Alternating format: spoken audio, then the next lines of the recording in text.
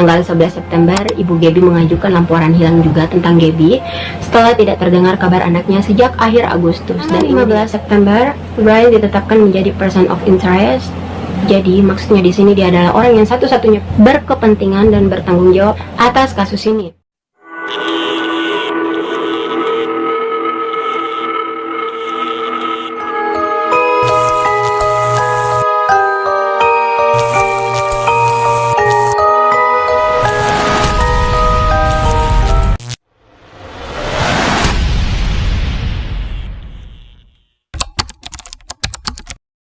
Tanggal 15 September, Brian ditetapkan menjadi person of interest.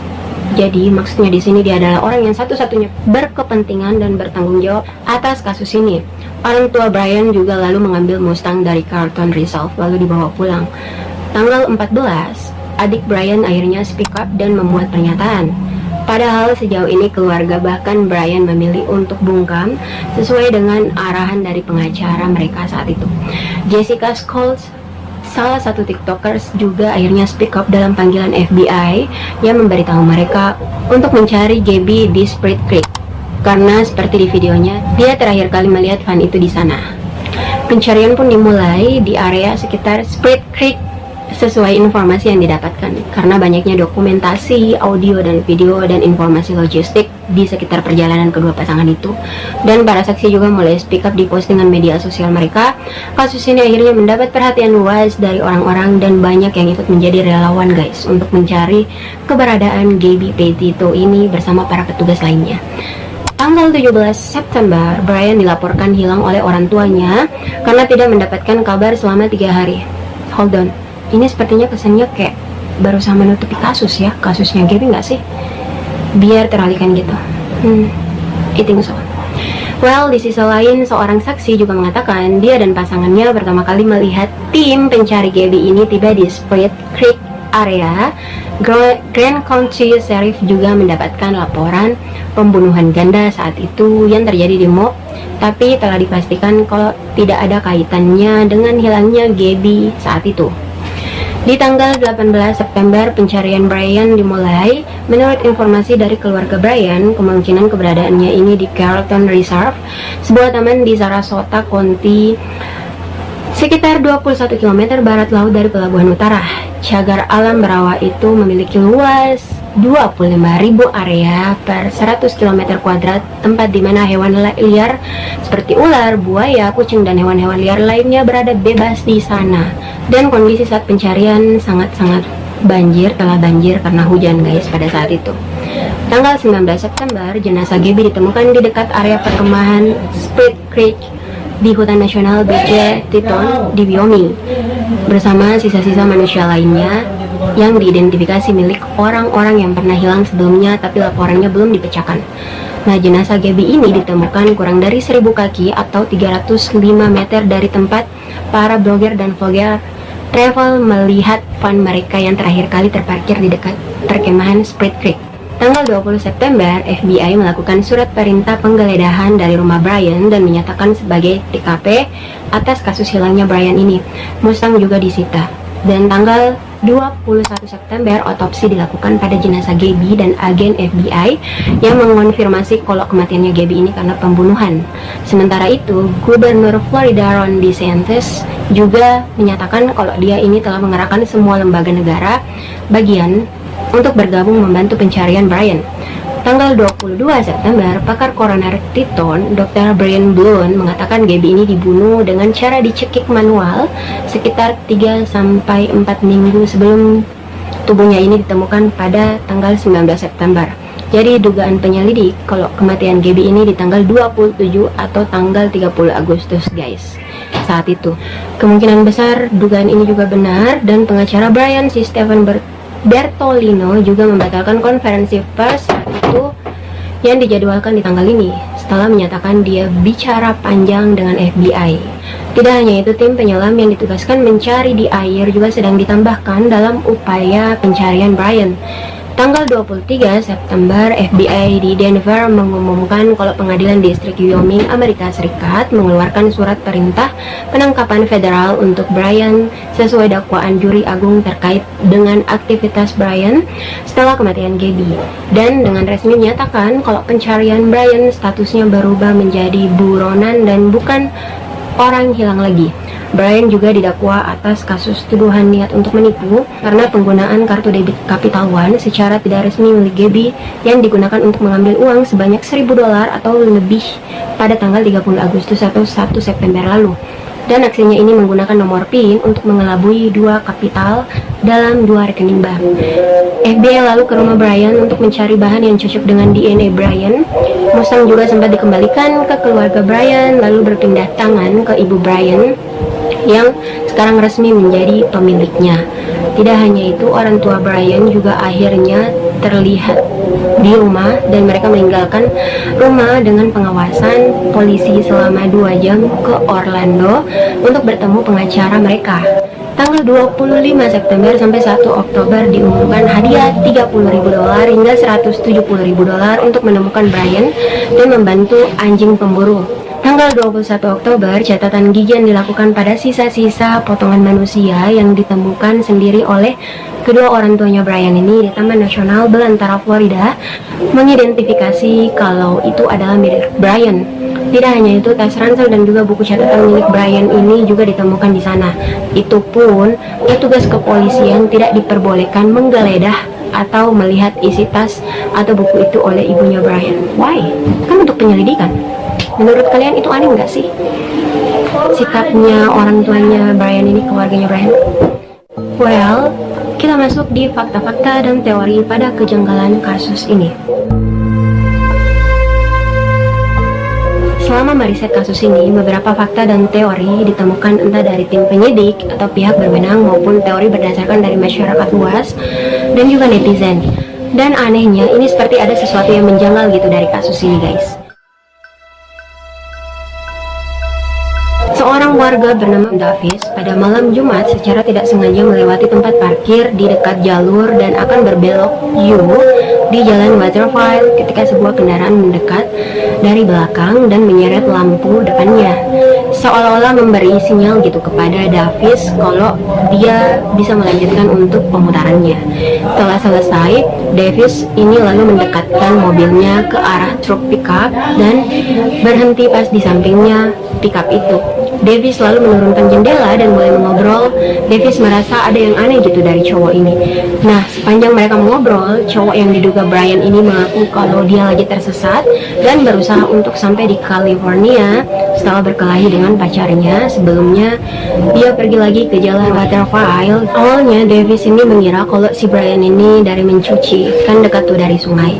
Tapi begitu dia keluar dari pintu keluar Waterfall dan HP-nya baru mendapatkan jaringan, dia nggak sengaja melihat foto-foto Brian telah beredar di internet sebagai buronan atas kasus penyalahgunaan kartu debit. Setelah yakin, Davis lalu menelpon 911 dan melapor ke FBI setempat. Petugas yang mendengar itu langsung gercep, apalagi di antara laporan-laporan mengenai Brian ini. Hanya Davis yang sangat spesifik menjelaskan ciri-ciri tentang Brian ini. Sheriff lalu mengirim 2-3 deputi sheriff ke lokasi itu, tapi sayangnya hasilnya nggak ada, guys. Sebenarnya laporan-laporan mengenai penemuan atau melihat Brian ini banyak banget, guys. Cuma kalau dimuat semua panjang banget. Jadi kita ambil yang lebih penting dan spesifiknya aja ya. Seorang pejalan kaki di Smokies juga melaporkan melihat seorang pria yang cocok dengan deskripsi Brian ini di dekat pembatasan negara bagian 40 antara Tennessee dan Caroline Utara. Pria yang diduga Brian itu sempat mengobrol padanya dan memberitahu bahwa pergi ke California untuk melihat pacarnya. Nah, si saksi ini sempat memberitahu bahkan memberi saran untuk menggunakan mobil tertentu untuk pergi ke sana. Tapi sarannya itu malah diabaikan dan berakhir si Brian ini di Barstow. Salah satu YouTuber yang ikut bergabung menjadi relawan untuk membantu polisi dalam pencarian Gabby. Nah, tepatnya di posisi van Gabby yang terakhir terlihat ini terparkir, hasil foto screening USG ditemukan di sana dan diduga milik Gabby. Dugaan ini juga diperkuat dengan riwayat pencarian Gabby di Pinterest yang menunjukkan pin Oh Baby, di mana pin ini tuh adalah koleksi-koleksi fashion dan furniture bayi. Keterlibatan orang tua Brian atas kematian Gabby. Sebelumnya, video dari TikToker Miranda dan juga YouTuber vlogger Betun kan sempat mengupload video mengenai keberadaan fannya Gabby ini yang terlihat terakhir kali di Spruce Creek area, nggak jauh dari penemuan mayatnya Gabby. Nah, teori lain mengatakan saat fan Betun ini terlihat dari kejauhan, pintu belakang fan Gabby tiba-tiba tertutup dan dari arah pengemudi kelihatan seperti ada seseorang yang bergerak cepat untuk pindah ke belakang kursi. Tidak hanya itu, tepat di belakang mobil juga menunjukkan sendal yang biasanya Gabby pakai dan sebuah ponsel yang tergeletak di tanah saat itu. Dan kalau kita flashback lagi kembali ke rekaman dashcam milik Betun ini sebelum menemukan van Gabby, tidak jauh dari van Gabby yang sedang terparkir ada truk pickup hitam yang terparkir di area sana. Anehnya truk pickup ini tuh nggak membawa peralatan apapun guys untuk berkemah, untuk ukuran orang yang ingin atau sedang berkemah. Apalagi teori ini tuh dikuatkan dengan fakta di sekitar area itu yang terkenal akan penggunaan van camping jika ingin berkemah di area ini. Kalian bisa lihat sepanjang jalan kan, rata-rata van-nya mirip van-van milik Gabby. Jadi sangat aneh gitu jika seseorang berada di sana untuk berkemah, tapi menggunakan kendaraan seperti itu di sana. Teori lain juga mengatakan di dalam truk itu terlihat dua orang pria dan wanita, dan prianya ini berkepala botak seperti ciri-ciri ayah Brian. YouTuber Erin Stoner juga menganalisa video milik Betun ini dan menggunakan slow down speed. Penemuannya ini benar-benar mengejutkan guys, yang ternyata kita tidak menyadarinya. Video itu menunjukkan aktivitas orang aneh yang nggak jauh dari posisi van Gabby terparkir. Jadi saat van Betun ini dari kejauhan datang, orang di video itu sempat menoleh lalu menunduk seperti bersembunyi di semak-semak agar nggak kelihatan oleh van Betun ini yang kebetulan akan lewat. Dan itu juga terlihat seperti ada spontan orang yang berlari.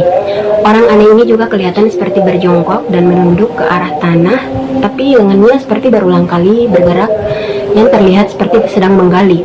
Dan di sebelah kiri orang itu seperti ada sesuatu, entahlah itu apa, tapi kelihatan seperti berwarna hitam gitu. Dan Erin yakin itu bukan bayangan. Teori lain juga mengatakan kalau itu adalah dua orang yang salah satunya sedang mencekik. Rahmani juga curiga pada perilaku keluarga Brian ini karena orang-orang cemas ketika Gabby ini hilang.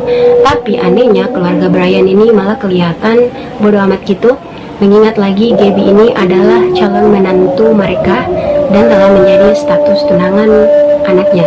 Apalagi kan belakangan ini sudah serumatu, ibaratnya sudah menjadi anggota keluarga kan.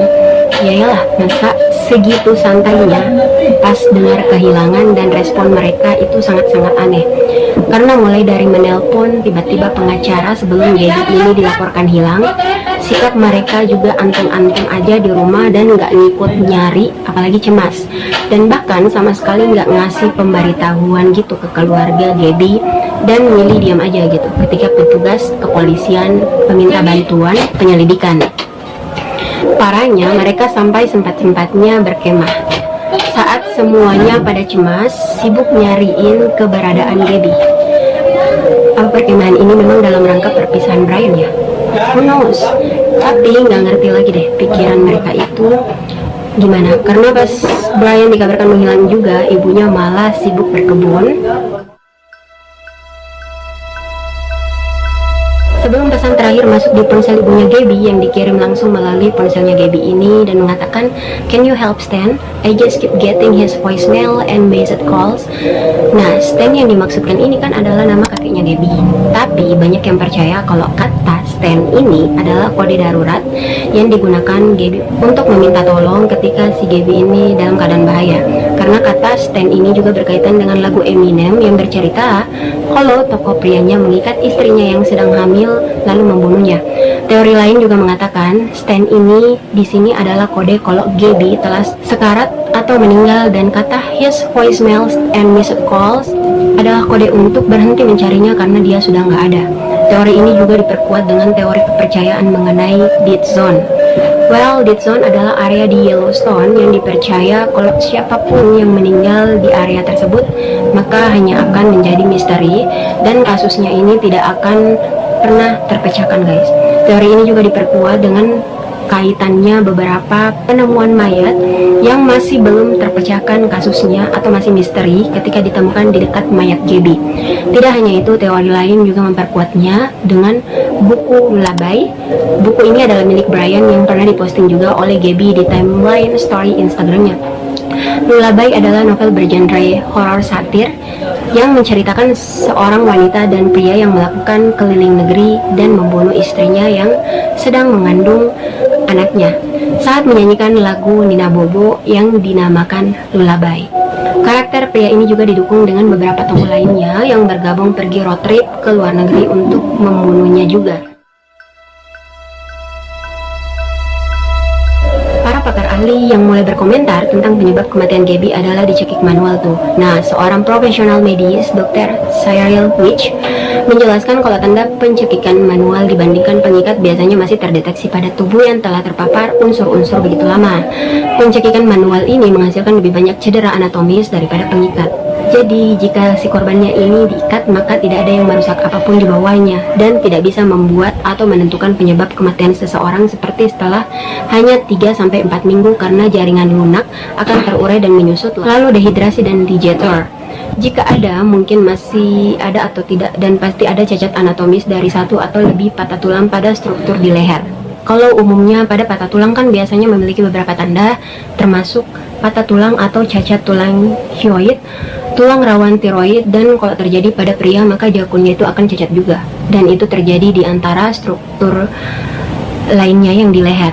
Dr. Cyril juga bahkan menegaskan kalau entomologi, toksikologi tidak ada hubungannya dengan kasus pencekikan, mengingat kasus ini juga ditangani oleh ahli antropologi, radiologi, entomologi, toksikologi, dan patologi forensik.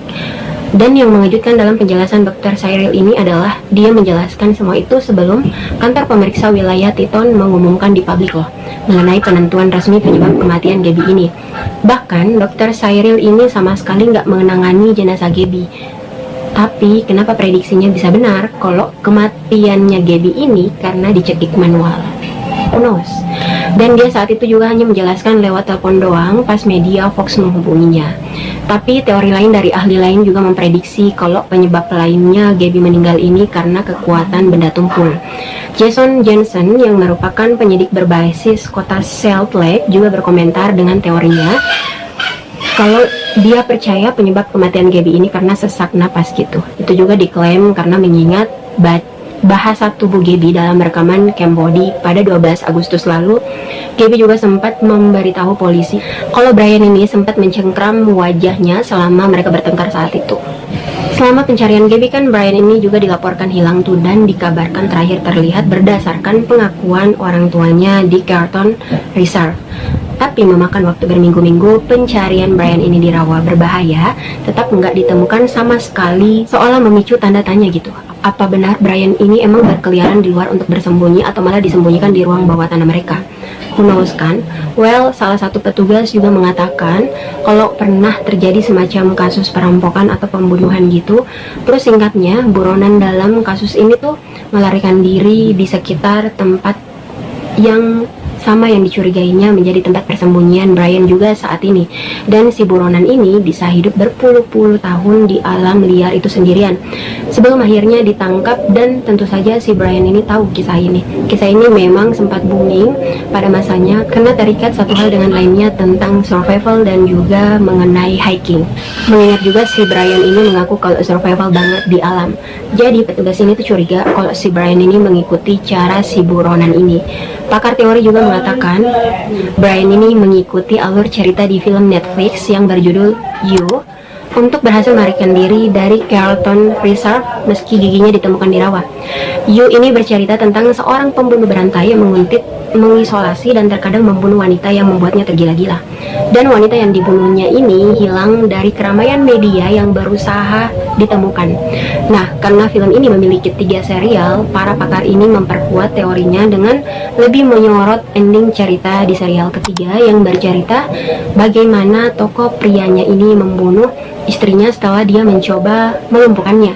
Dan karena tahu si pria ini pasti akan diburu selama sisa hidupnya, Karena istrinya hilang, dia lalu mengamputasi 2 jari kakinya dan meninggalkannya di rumah, lalu dia melarikan diri ke Paris. Para ahli teori ini juga menguatkan teori mereka dengan menduga Brian dan keluarganya sengaja menanam atau menyimpan sisa-sisa atau bagian tubuh Brian di Carlton Reserve, mengingat gigi yang teridentifikasi milik Brian dan barang-barang lainnya yang menemukan tiba-tiba adalah orang tuanya Brian sendiri yang tanpa pengawalan dari polisi saat itu, guys. Karena kejadiannya pagi-pagi banget dan hanya beberapa awak media yang menyaksikannya. Jadi para pakar teori ini menduga adanya skenario drama di keluarga ini. Tapi teori ini dipatahkan oleh polisi karena mengingat bagian-bagian yang ditemukan juga tengkorak. Jadi sangat mustahil jika tengkorak yang diamputasi lalu sengaja ditanam di area itu. Meskipun yang teridentifikasi milik Brian itu hanya giginya saja. Well, itu dia tadi kasus dari JB Petito dan juga Brian Laundrie. Semoga kita dapat mengambil hikmah positif dari kasus ini. Dan stay be careful guys, and stay healthy. Karena kita nggak tahu di luar sana ancaman atau bahaya mengintai kita. So, saya ingatkan lagi jangan lupa untuk subscribe channelku Miss Julian dan juga like videonya agar aku makin semangat untuk ketemu kalian di video-video selanjutnya dan minggu-minggu selanjutnya.